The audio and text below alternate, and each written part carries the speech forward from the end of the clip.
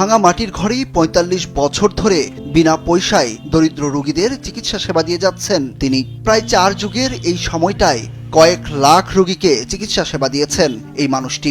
দীর্ঘদিন ধরে এই সেবা দিলেও কারো কাছ থেকে কোনো আর্থিক বা অন্য কোনো সহযোগিতা নেননি তিনি। এলাকার রোগী ছাড়াও দূর দূরান্ত থেকে অনেকেই আসেন তার কাছে চিকিৎসা নিতে। গরিবের এই ডাক্তারের বাড়ি নাটোরের নলডাঙ্গা উপজেলার পশ্চিম সোনাপাতিল গ্রামে। সেখানেই মাটির দেয়ালের ভাঙা একটি টিনশেড ঘরে ৪৫ বছর ধরে চিকিৎসা সেবা দিয়ে আসছেন ডাক্তার মুজিবুর রহমান। এই কাজের জন্য কেউ তাকে সাহায্য সহযোগিতা করতে চাইলেও তা গ্রহণ করেননি তিনি। যেখানে অন্যান্য চিকিৎসকরা উচ্চ ফি নিয়ে চিকিৎসা সেবা দেন, সেখানে নির্লোভ এই মানুষটি নেন না কোনো পয়সা।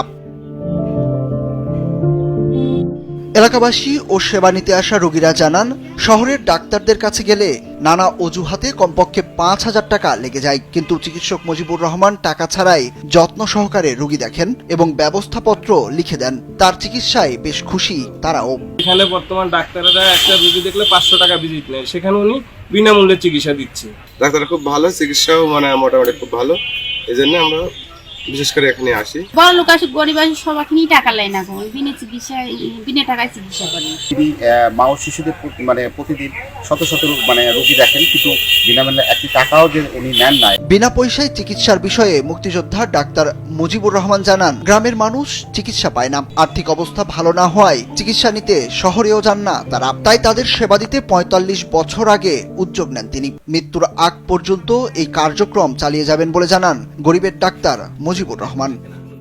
সাধারণ মানুষের কতটা চিকিৎসা দিচ্ছি, ইনজেক্টেবল কতগুলা করেছি বা স্যালাইন করেছি, এগুলো আমার কাছে আছে। সব কিছু কিন্তু আমি ভাঙা ঘরে বসে করেছি এবং কেউ কারো কোনো সহানুভূতি নেই। তো এখানে রাজনৈতিক ব্যক্তিত্বের মেলা আসছে, আমি কারো কাছে কিছু পাইনি চাই। ঘরটা ভালো করলে একটা মানুষ আসলো, তাকে আমি শোয়ানো বেড দিয়ে একটা স্যালাইন লাগাতে পারি, মাথাকে একটু রেস্ট দিতে পারি। নলডাঙ্গা উপজেলা পরিষদ চেয়ারম্যান আসাদুজ্জামান আসাদ জানান, চিকিৎসক মুজিবুর রহমান অত্যন্ত সৎ ব্যক্তি। দীর্ঘদিন ধরে একটি ভাঙা ঘরে বসেই চিকিৎসা দিয়ে যাচ্ছেন তিনি। শিশু এবং নারীকেই সেবার মধ্য দিয়েই তার সারা জীবনের স্বপ্নটা সে বাস্তবায়ন করতে চায়।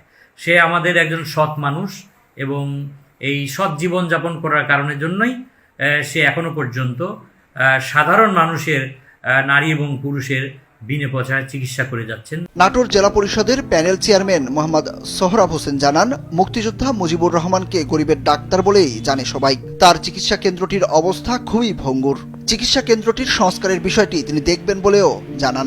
যে সুচিকিৎসা উনি দিচ্ছেন বিনা পয়সায়, দীর্ঘদিন ধরে এখানে অনেক মানুষই চিকিৎসা নিয়ে উপকৃত। তবে একটি লক্ষণীয় বিষয়, সেটি উনি যে ঘরে চিকিৎসা দেন এটা অনেক ভঙ্গুর অবস্থায় আছে। আমার জেলা পরিষদের পক্ষ থেকে এই ঘরটি পুনর্নির্মাণের জন্য আমি কর্তৃপক্ষের সাথে কথা বলব। উপকারভোগীরা বলছেন, শহরে চিকিৎসা করানোর মতো তাদের টাকা নেই। চিকিৎসক মুজিবুর রহমানের চিকিৎসায় তারা ভালো হন।